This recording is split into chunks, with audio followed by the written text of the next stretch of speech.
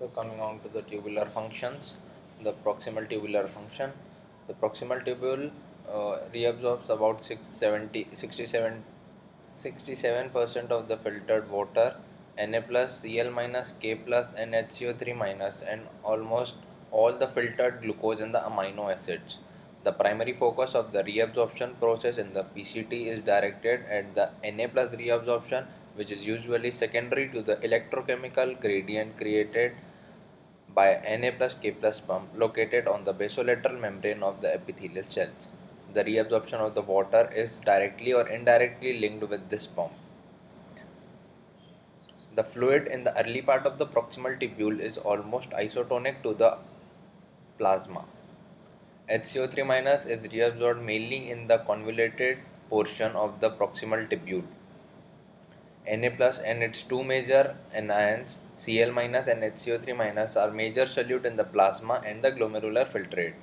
Cl minus is reabsorbed in the second half of the proximal tubule, which creates a lumen positive transepithelial potential difference that favors the passive reabsorption of the Na plus. About 67% of the filtered K plus is reabsorbed along with the 67% of the water. Glucose and amino acids are almost completely reabsorbed in the PCT. Urea concentration is increased as it is not at all absorbed in this part of the tubule. Coming to the Na plus reabsorption, in the PCT, in proximal tubule, the reabsorption of the Na plus is important among all the transport process, as it generates the major driving force for the reabsorption of the water and the other solutes. Na plus K plus pump located on the basolateral surface of the cells. This active transport mechanism constantly creates a low concentration of the Na plus in the cell. The net effect is decreased Na plus levels in the tubular cells. This causes Na plus from the tubular fluid to enter into the tubular cells, which can be seen here. This is a tubular lumen where the tubular fluid is present. Then comes the proximal tubule. Then this is the interstitial fluid. So here the Na plus enters into the cell. Next, Na plus reabsorption is the active transport mechanism. This is already known. The carrier protein that transport the Na plus also co-transports the glucose, amino acids, phosphates, etc. This is called the secondary active transport. Na plus H plus exchanger, which reabsorbs the Na plus into the cell in exchange for the secretion of the H plus into the luminal fluid. This exchanger is the primary mechanism of the entry of the Na plus into the epithelial cells. This can be seen here as the Na plus H plus exchanger. The Na plus reabsorption is accompanied by the reabsorption of the ions such as HCO3 minus and NCl minus to maintain electron neutrality.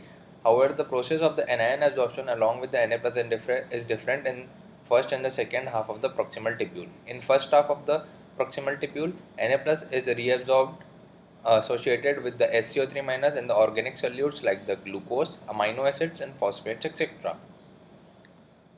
So in the second half of the proximal tubule, Na plus reabsorption is mainly associated with the Cl minus reabsorption via transcellular and the paracellular pathway.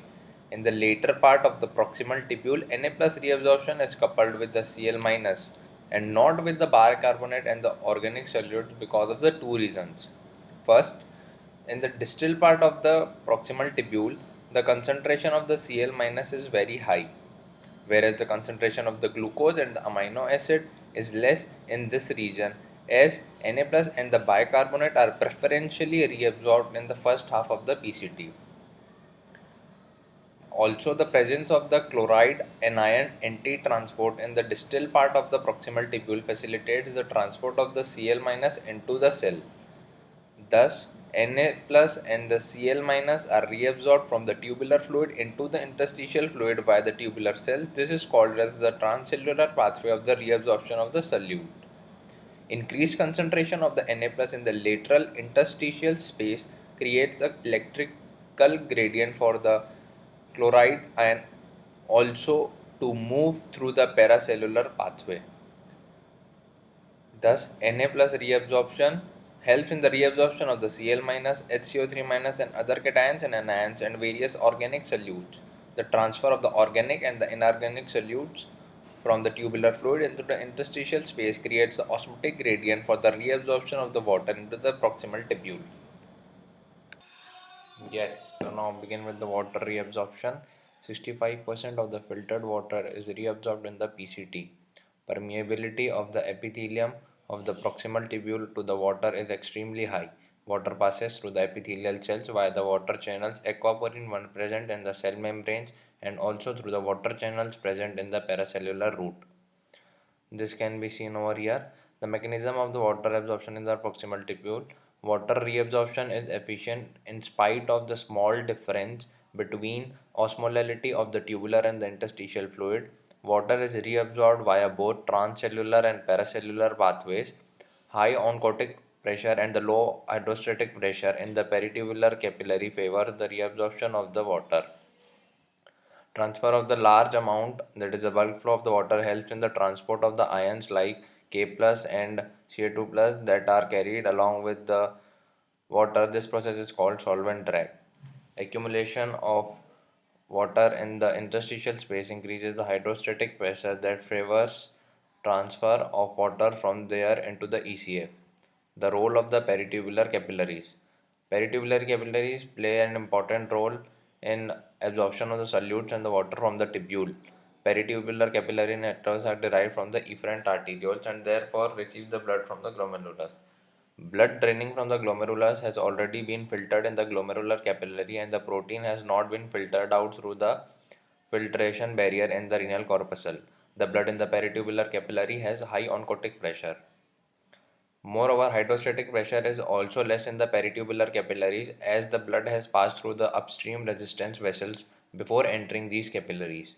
High oncotic and low hydrostatic pressure favors the uptake of the water from the interstitial tissue space surrounding the tubules.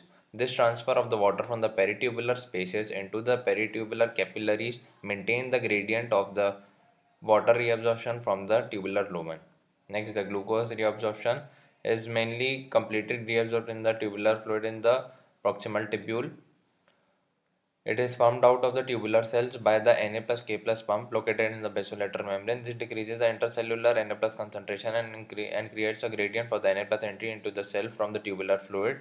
The carrier protein that transports the Na plus also reabsorbs the glucose, that is the sodium glucose co-transporter. Now here we can see the mechanism for glucose transport. So the mechanism of the glucose reabsorption in the proximal tubule from the tubular fluid. Glucose is reabsorbed into tubular fluid along with the Na plus by sodium glucose co-transport Na plus K plus ATPase. This Na plus K plus ATPase located on the basolateral membrane actively pumps the Na plus out of the cell and creates the gradient for the Na plus transfer from the tubular fluid into the tubular cell. यहाँ से फेंका, यहाँ से अंदर आया. Okay, then the glucose is co-transporter into the tubular cells by the same carrier protein and then from cell into the interstitial fluid by GLUT2. This is a GLUT2. तो यहाँ से फेंका, यहाँ से अंदर आया, फिर यहाँ से यहाँ चले गया. Next comes the rate of the reabsorption of the glucose is proportional to the amount of glucose filtered. Therefore, the plasma glucose level determines the transport maximum for the glucose. As the renal threshold is derived by dividing transport maximum and the GFR, the predicted value of the renal threshold will be 300 mg per dl. However, the actual renal threshold is below the predicted value, that is about 200 mg per dl in arterial plasma and 180 mg dl per dl in venous plasma. Therefore, when the graph of transport maximum is plotted, the actual curve deviates from the ideal curve. This deviation is called as the renal splay. This is due to the two main reasons, that is transport maximum is not same in all the tubules. Second, the amount of the glucose removed from each tubule is not complete even when the amount filtered is below the transport maximum. Then comes the protein reabsorption. Totally reabsorbed in the proximal tubule, reabsorbed by the secondary active transport via Na plus and the glucose. Then protein in the apical part of the cells, enzymes are present which degrade the proteins in the amino acids. Amino acids then transported from the cell across the basolateral membrane into the interstitial tissue space and from there into the blood. By these mechanisms, almost all filtered protein and the amino acids are reabsorbed into the proximal tubule. Therefore, urine is practically protein free.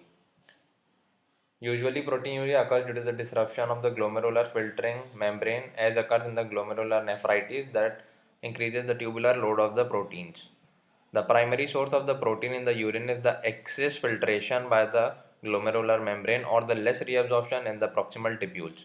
The other sources may be the protein synthesized by the cells of the thick ascending limb of loop of Henle, which is called as Tam Horsfall protein. Next, coming on the transport of the organic solutes like pH and the drugs. These pH and the drugs are bound to the plasma protein that prevent the filtration of the substances via the glomerular membrane. However, the substances are transported from the peritubular capillaries into the tubular cells, from where they are secreted into the tubular fluid. Excretion of the organic compound is therefore into urine is excretion. Therefore, the excretion of the organic compound in the urine via the secretion by the tubular cells constitute the important mechanism for the elimination from the body. So here we can see the mechanism. The pH alpha Kg anti-transport located on the basolateral membrane exchanges the pH from the interstitial fluid with the alpha Kg derived from the glutamate metabolism. pH is then secreted into the tubular lumen by a less specific carrier protein that also transfers like other anions like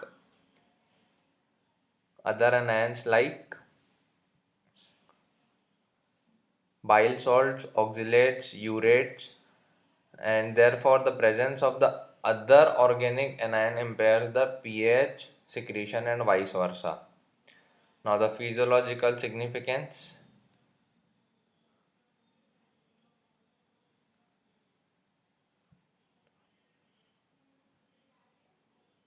Physiological significance of transport of the organic solutes. The interference in the renal transport of the organic compounds help in the treatment of many metabolic diseases. For example, the gout occurs due to the accumulation of the uric acid in the plasma. Therefore, aim to the treatment of the gout is to decrease the plasma uric acid level.